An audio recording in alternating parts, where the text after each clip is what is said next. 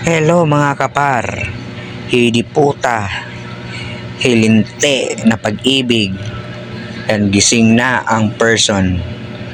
Hay mga kapar, nag-iisip ako kung anong mimerindahin ko. Kasi nga, lagi akong gutom. Ito, di ba? Gutom na yan ang person. Kaya, nag-iisip ako kung anong mimerindahin ko. Kaya naisip ko, kakain tayo ng mangga.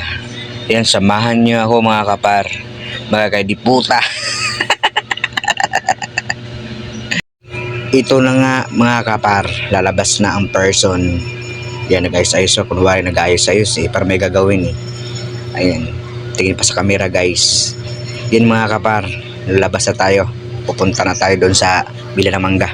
Di puta mga kapar, ito na nga, bababa na nga ang person.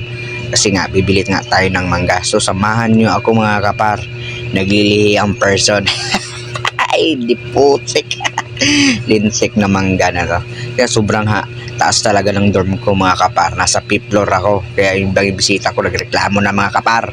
Ito may kasama kong kaibigan kong pogi, mga kapar. Andito na tayo mga kapar sa labas. So maghanap tayo ng mangga. So may nadaanan pala kong impacta dito sa Pier 15. Pier South. Andito pala ako sa Pier South 15 ngayon. Ayun ang naka ano ng impacta o nagluluto ng barbecue. Hello mga diputa.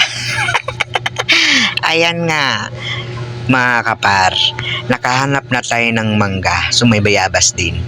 Ayan, sobrang sarap talaga ng mangga dito sa Pier 15. Ayan mga kapar, puntahan nyo ako dito sa Pier 15. Nandito lang ako. Dito maraming benta ng mangga. Di puta, mongoloid ka ba? Ayan mga kapar, kumain na ang person ng mangga. Naglilihito par, 3 months na. Kaya ikaw kapar, kung gusto mong kumain ng mangga, puntahan mo ako dito sa Pier 15 South. Andito lang ako nakatira. Kaya sobrang sarap talaga ng mangga nila dito sa pier. Mura lang to mga kapar. Mura pa sa mura. Pagbili mo, buslot ang bulsa.